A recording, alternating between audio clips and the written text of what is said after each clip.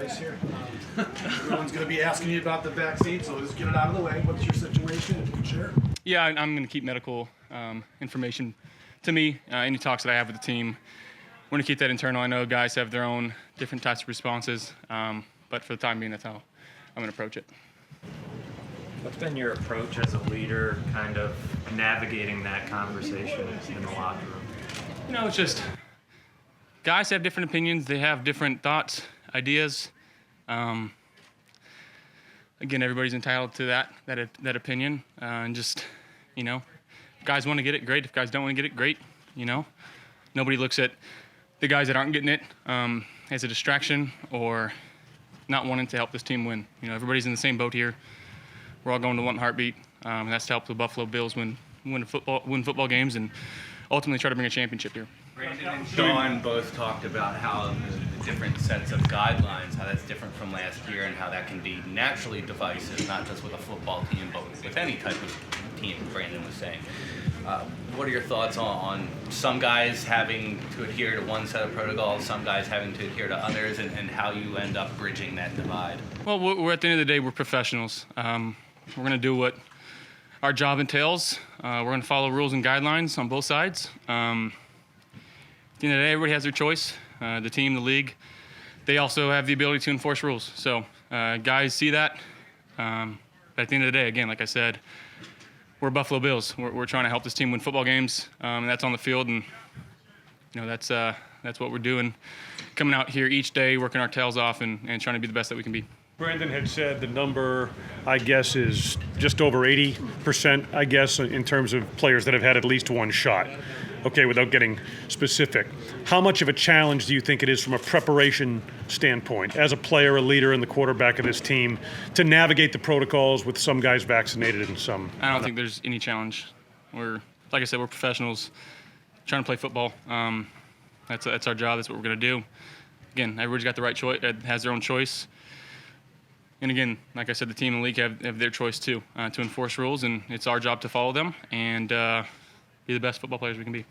Hey, Josh, if you could maybe share this, the difference between last year being at the facility and all that you had to do, what has changed the most this year in regards to you guys being together, vax or no vax? What's been the biggest difference this year compared to last year? I mean, we're a day and a half in, so I mean, as far as the protocols.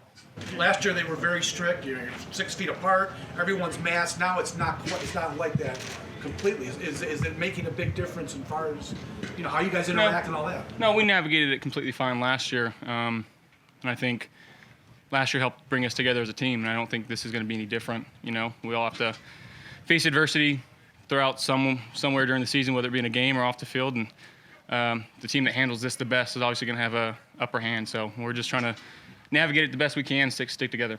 Josh, tell us a little bit about your summer vacation, so to speak. How long were you in Southern California with Jordan? Yeah, June 27th-ish to really July 23rd or 24th out there. Yeah.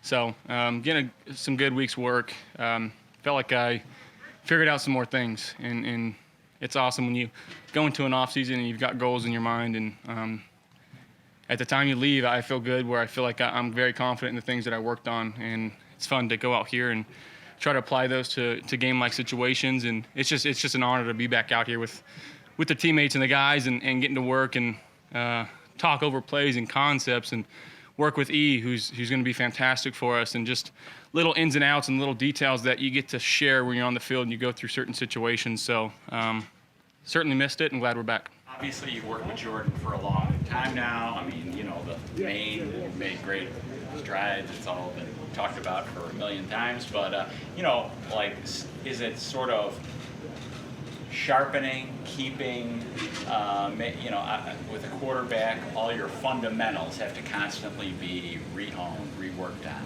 Yeah, I mean, it's a constant grind.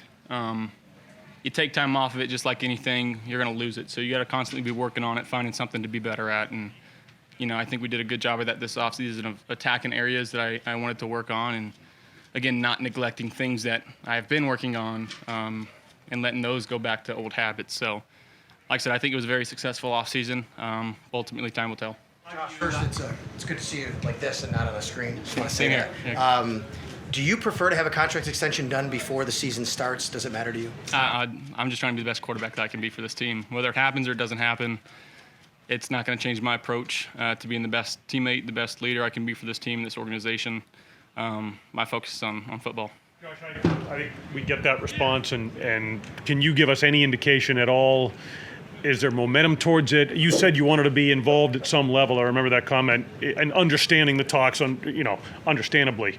Where do things stand right now? Can you characterize those discussions in any way? I'm here to be the best quarterback that I can be. I know it's mundane, and you get that answer over and over again, but it's honestly the least of my worries, whether it gets done or not.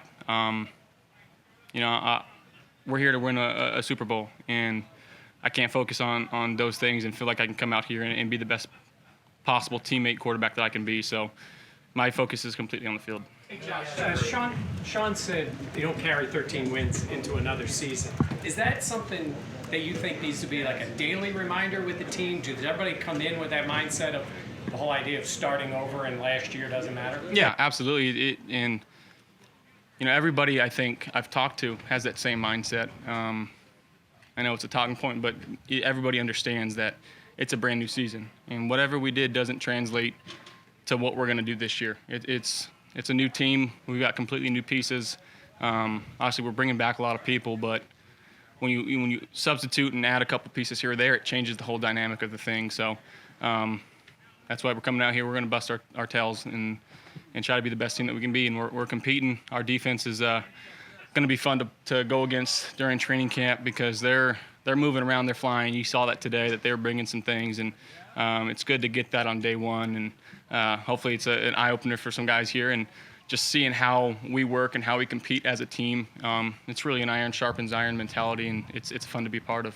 Likewise, you have to like the team with 13 wins. I mean, you set the bar so high last year with your accomplishments. Do you view that as, boy, it's going to be tough to do that again? How do you feel like now compared to July 27th a year ago? I mean, again, Coach McDermott goes by playoff caliber, and in order to win a Super Bowl, you got to get into the playoffs. So whatever that may be, and obviously the easiest way to get into the playoffs is winning your division. So ultimately, that's our first goal, and can accomplish the big dominoes to the first ones fall. So whatever we can do to get ourselves in position to be a playoff team and give ourselves a chance at the end, that's all that we can do. So much of this team's identity the past few years has kind of revolved around a chip on your shoulder, underdog mentality, but with such a target on your back in 2021, how do you make that transition as a team? Yeah, well, we didn't win it, so ultimately that was our goal last year, and we didn't accomplish it. And I know a lot of guys have that sour taste still, and it's pushing them and driving them. Personally, me, that's how I feel, and I know that there's, when the time comes, 53 or 55 guys on the roster, whatever that number is, that have that same feeling, that same mentality of, we didn't do enough to get the job done last year. So let's find a way to be better this year and to go attack it that way. So part of that answer speaks to experience, and kind of having been through it, in the postseason atmosphere, all of that. How much do you value that now as you enter this season, personally for you as a quarterback and as a team? I mean, it's obviously very valuable to have that experience, especially home playoff games where you don't have, on the offensive side, you don't have the noise that you have to deal with. And playoff atmospheres, I know the Chiefs only had some odd 17,000, whatever it was, but the noise in that place was deafening, and it was something that we hadn't had to deal with all year. So situation's going to be different this year, regardless of where we're at the end. So we've got to find ways to be better at that, and to overcome that type of adversity where we've got to be all in sync, whether it be checks, calls, signals at the line, and be able to attack it that way. So again, the best way to do it is to go out there and execute each and every play and try to limit that. But again, we won't cross that bridge until we get there. You found it helpful to have a fresh set of eyes like Mitch Trubisky in the quarterback room? Yeah, no, Mitch has been awesome. He's quickly developed into one of my good friends. He comes with a great attitude each and every day. He's working his tail off, and he's not afraid to ask questions, about the offense. And he's here to help this team win, and whatever that way may be. So, we're lucky to have him. I'll tell you that.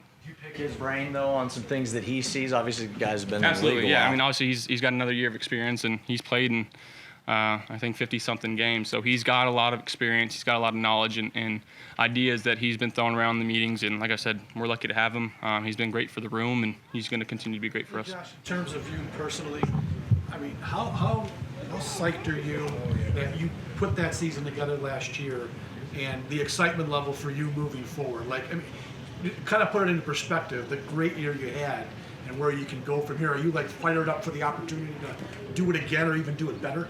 Yeah, obviously I want to go out there and be the best quarterback that I can be, but at the same time, whether that's throwing for 4 touchdowns a game or throwing 4 passes a game, whatever gets the end result of a W, that's what I'm willing to do. But I am excited to have fans in the stands, and I know where fans are excited for that. But I couldn't even find a suite to get this year for myself, so that tells you how much this community cares about Buffalo Bills football, and we're excited to have them back in the building. Care at all about the status you now have league-wide? I mean, you have jumped into the conversation, second MVP, all that. Are you excited about that aspect of just where you've come from 2018 to being one of the superstars of the league?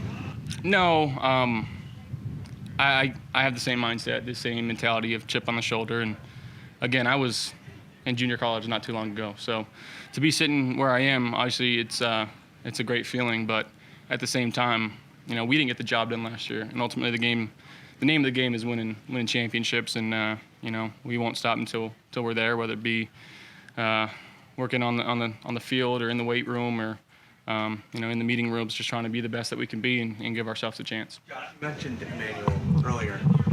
When he was coming here after he signed, he talked about watching your guys' tape from last year and just was getting excited. What have you learned about him in this process, 3 months, especially this last couple weeks building up towards training camp? Yeah, well, you see why he's been in the league for so long. Just the attention to detail that he has. Even in the conditioning test, he busted his tail. He was number 1 every time we crossed the line. So to see that with a guy that's been in the league for, I think 12 years now, it's fun to watch, and it really motivates the younger guys, and it sets a great precedent for the team. They feel his energy, they feel his excitement to be here, and we're lucky to have him. He's got a lot of knowledge. He's been in a lot of systems.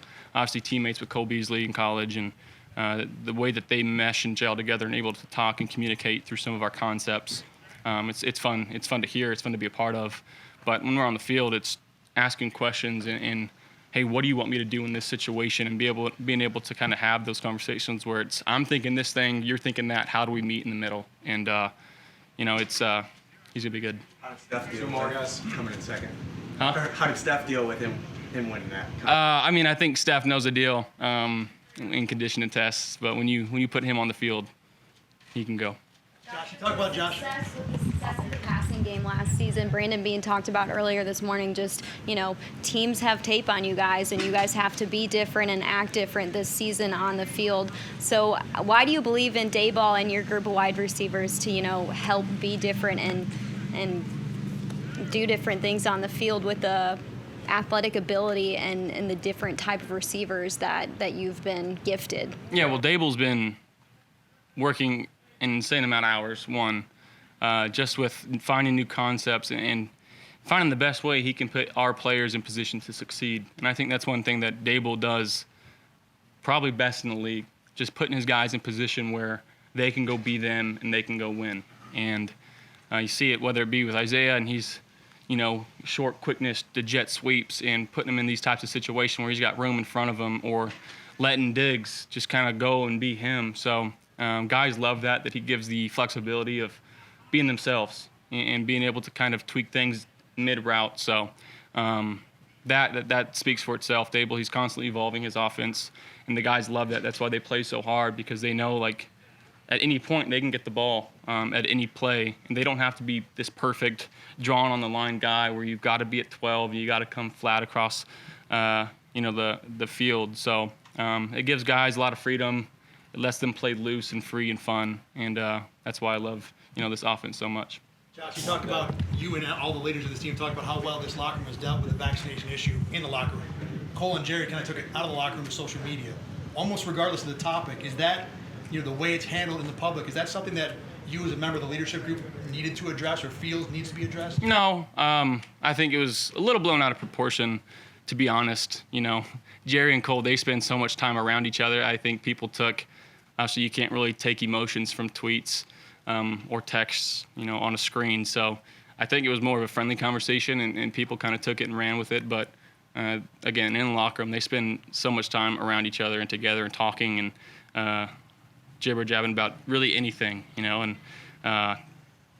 in the locker room, again, guys we love to argue with each other. It don't matter, and you can tell me the sky's blue, and we're gonna argue. And you know, that's one of the cool things about this team here is we don't take anything hard, we don't take anything offensively, and we all get along, and we're able to do that and just poke fun at each other. So it's very family-like atmosphere.